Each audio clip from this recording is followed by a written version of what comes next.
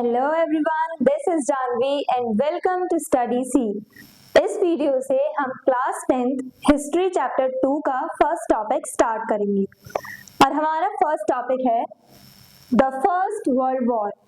Introduction में भी हमने देखा था कि फर्स्ट वर्ल्ड वॉर के टाइम पीरियड पे लोगों को बहुत सफर करना पड़ा था, काफी सारी प्रॉब्लम्स रेज हुई थी, काफी ज्यादा प्रॉब्लम्स फेस करनी पड़ी थी कॉमन पीपल को, आम आदमियों को। और ये फर्स्ट वर्ल्ड वॉर हुई कब से कब तक थी? 1914 से 1918 तक। तो स्टार्ट करते हैं अपना topic, economic and social impacts. अब फर्स्ट वर्ल्ड वॉर के इकोनॉमिक और सोशल इम्पैक्ट्स क्या थे? हमने देखा था कि पॉलिटिकल इम्पैक्ट्स भी थे जो उस वक्त सोसाइटी को फेस करने पड़े। पॉलिटिकल इम्पैक्ट्स कैसे? जो ब्रिटिश ऑफिसर्स थे उन लोगों ने काफी सारे लॉ इम्पोज किए, काफी सारे नई नई पॉलिसीज बनाई, रॉलेट एक्ट लेके आए, मार्शल लॉ लेके आए, जिसके बारे में हम आगे पढ़ेंगे। तो अलग अलग लॉ बना के, पॉलिसीज बना के लोगों को बहुत टॉर्चर किया गया, उन पे जुल्म उठाया गया था। तो पॉलिटिकली इस तरह से लोगों को सफर करना पड़ा और इकोनॉमिकली और सोशली भी बहुत ज्यादा सफर करना पड़ा था। अब वो कैसे? Huge war expenditure. अब ब्रिटिशर्स का खर्चा बढ़ गया था। अब फर्स्ट वर्ल्ड वॉर जब वो लड़ रहे थे तब उन्हें ज्यादा से ज्यादा वेपन्स चाहिए थे, हथियार चाहिए थे। ज्यादा से ज्यादा जब उन्हें हथियार चाहिए तो वो हथियार बनाने के लिए या खरीदने के लिए उन्हें पैसा भी चाहिए होगा। अब इसी की वजह से, यानी वॉर की वजह से इनका जो खर्चा है वो बढ़ गया, यानी कि अब डिफेंस पर इन्हें बहुत ज्यादा पैसा लगाना पड़ रहा था। डिफेंस एक्सपेंडिचर इनका बहुत ज्यादा बढ़ गया था। Britishers increase taxes. अब इतना खर्चा बढ़ गया है तो इन्हें पैसे तो चाहिए ही थे कहीं ना कहीं से। इन्होंने क्या किया? टैक्स लगाना शुरू किया। अलग अलग तरह के टैक्स लगाए, यहाँ पे इंडियन पीपल पे और कॉमन पीपल, जो हमारे पीजेंट्स हैं, जो बॉटम लेवल पे जो लोग आते हैं, जो गरीब लोग हैं, वो तो अफोर्ड भी नहीं कर सकते थे कि वो अपना सर्वाइवल पूरा कर सके, यानी अपने सर्वाइवल के लिए, खुद जिंदा रहने के लिए अपना खर्चा उठा सके, वो इतना तक अफोर्ड नहीं कर सकते थे। उन पे हद से ज्यादा टैक्सेस लगा दिए गए। अब काफी ऐसे केसेस भी देखने को मिले इस टाइम पे कि इतने ज्यादा टैक्सेस की वजह से, इतने ज्यादा बर्डन्स की वजह से जो लोअर लेवल पे जो लोग थे, यानी जो लो क्लास थी, जो रिच नहीं थे, जो पुअर लोग थे, उनमें से काफी लोगों ने सुसाइड भी किए। काफी सारे ऐसे केसेस भी निकल के आए क्योंकि ये खुद का खर्चा उठा नहीं पा रहे थे और ऊपर से ब्रिटिशर्स ने इन पे टैक्स लगा रखे थे। हर तरफ से इन लोगों को ऑप्रेस किया जा रहा था, काफी ज्यादा प्रॉब्लम्स इन्हें फेस करनी पड़ रही थी। Prices of food and goods doubled between 1913 to 1918। 1914 से वर्ल्ड वॉर 1 स्टार्ट हो गया था, लेकिन जब वर्ल्ड वॉर 1 स्टार्ट हुआ तो काफी ज्यादा प्रॉब्लम्स तो रेज हुई इंडिया में, बट इंग्लैंड में भी, जहाँ पे जो ब्रिटिशर्स थे, मतलब जहाँ से वो लड़ाई लड़ रहे थे, उनकी जो नेटिव कंट्री है इंग्लैंड, वहां पे क्या हुआ? वहां पे भी फूड शॉर्टेजेस भी फेस करनी पड़ी लोगों को। अब फूड की कमी थी, खाने की कमी थी, तो अपने लोगों को खिलाने के लिए वो इंडिया में वैसे क्रॉप फेलियर हुआ था 1918 टू 1919 में और 1920 से 1921, यानी 1918 से 1921 तक क्रॉप फेलियर हमें देखने को मिला।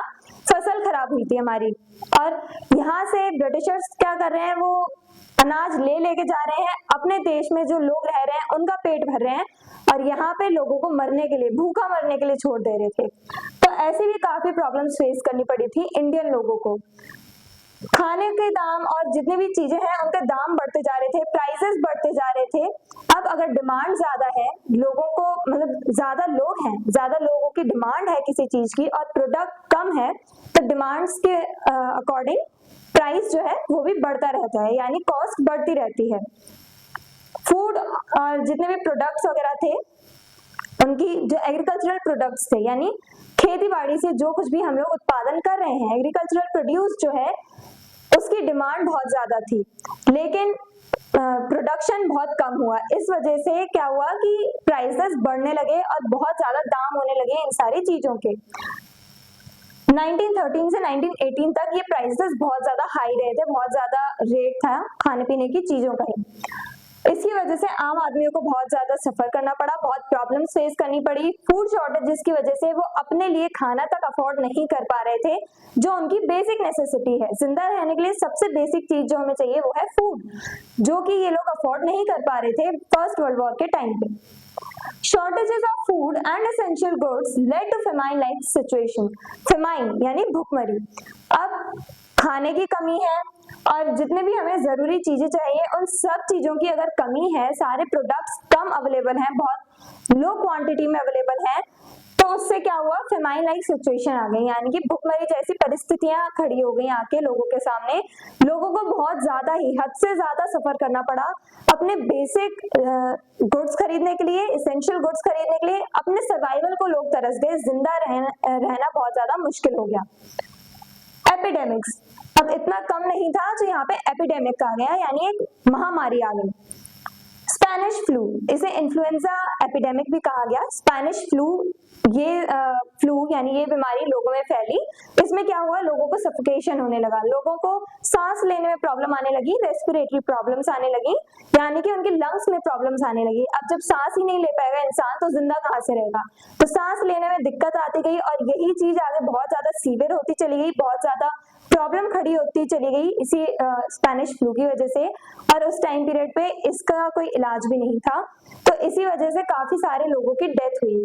करीबन 12 to 13 मिलियन लोग सिर्फ इंडिया में ही मारे गए, इतने लोगों की डेथ हुई थी उस टाइम पीरियड पे। 1918 में इंडिया के ही लोग 12 to 13 मिलियन मरे थे। अब मिलिट्री रिक्रूटमेंट, अब फर्स्ट वर्ल्ड वॉर के टाइम पे ब्रिटिशर्स को चाहिए था कि उनकी मिलिट्री स्ट्रांग दिखे और ज्यादा से ज्यादा उनके पास सोल्जर्स हो, ज्यादा से ज्यादा सैनिक हो, उन्हें अपनी सेना बड़ी करनी थी, उन्हें आर्मी में ज्यादा से ज्यादा लोगों को भर्ती करना था। तो अब मिलिट्री में लोगों को रिक्रूट कैसे किया गया, कैसे भर्ती किया गया सेना में लोगों को। Britishers carried out forced recruitment from villages. Britishers ने क्या किया, जो इंडिया के गांव थे वहां से जबरदस्ती लोगों को अपने ब्रिटिशर्स की तरफ से यानी ब्रिटिश आर्मी की तरफ से लड़ने के लिए फोर्स किया। गांव से, इंडिया के गांव से लोगों को उठा उठा के ले जाया गया ब्रिटिशर्स की तरफ से लड़ने के लिए फर्स्ट वर्ल्ड वॉर में। खासकर कि पंजाब एरिया से बहुत ज्यादा हमारे सोल्जर्स गए और काफियों की डेथ भी हुई, जो अपनी कंट्री के लिए नहीं किसी और की कंट्री के लिए लड़ रहे हैं।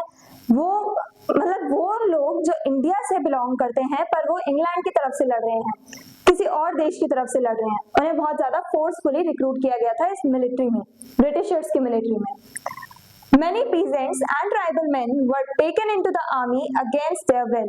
काफी सारे peasants यानी किसान और ट्राइबल पीपल यानी कि जो जंगलों में लोग रहते हैं उन लोगों की बात हो रही है।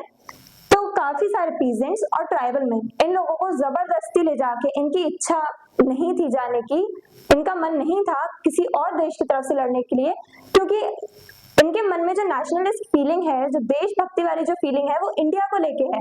इंग्लैंड से तो इनका कोई नाता ही नहीं है और इंग्लैंड की तरफ से इन्हें लड़ने के लिए फोर्स किया जा रहा था, जबरदस्ती इन लोगों को रिक्रूट किया गया। Family suffered due to loss of earning members. अब मैं जेंडर इनइक्वालिटी नहीं कर रही हूँ, लेकिन फिर भी हम लोग नॉर्मली देखते हैं अर्न कौन करता है, कमाता कौन है घर में, आदमी कमाता है, मेन कमाते हैं, ठीक है। और यहाँ पे क्या हो रहा था, आर्मी में जब लोगों को ले जाया जा रहा था फोर्सफुली, सेना में लोगों को भर्ती करवाया जा रहा था, तब ज्यादा से ज्यादा मेन यानी आदमियों को ले जाया गया। और काफी तो ऐसे थे कि वो एक लौते थे अपने घर में कमाने वाले, और उन लोगों को ले जाया गया। फर्स्ट वर्ल्ड वॉर में उनकी डेथ भी हुई, काफी लोगों की डेथ हुई, इंडियन सोल्जर्स की डेथ हुई, और उसी की वजह से उनकी फैमिलीज को बहुत ज्यादा सफर करना पड़ा, क्योंकि वो लोग, वो जो मेन थे वो कमाया करते थे, अपने घर का खर्चा उठाया करते थे, और उन्हीं की डेथ हो जाने की वजह से फैमिली को बहुत ज्यादा इकोनॉमिकल प्रॉब्लम्स भी फेस करनी पड़ी। ये सारी वो प्रॉब्लम्स थी जो हमें फर्स्ट वर्ल्ड वॉर में हमारे इंडियंस को सफर करनी पड़ी। तो आई होप ये टॉपिक आपको अच्छे से समझ में आया होगा, और यही सारी वो प्रॉब्लम्स थी जिसकी वजह से लोगों के मन में गुस्सा जगा, ब्रिटिशर्स के अगेंस्ट में उन्होंने प्रोटेस्ट किया और फिर नेशनलिस्ट मूवमेंट स्टार्ट किए इंडिया को आजाद करवाने के लिए। तो नेक्स्ट वीडियो में हम नेक्स्ट टॉपिक देखेंगे। अगर आपको इस चैप्टर के नोट्स चाहिए तो डिस्क्रिप्शन बॉक्स में हमारी वेबसाइट studyseed.net पे जाके सर्च करें, आपको इसके डिटेल नोट्स भी मिलेंगे। मिलते हैं नेक्स्ट वीडियो में नेक्स्ट टॉपिक के साथ। Stay curious, stay consistent. Thank you very much.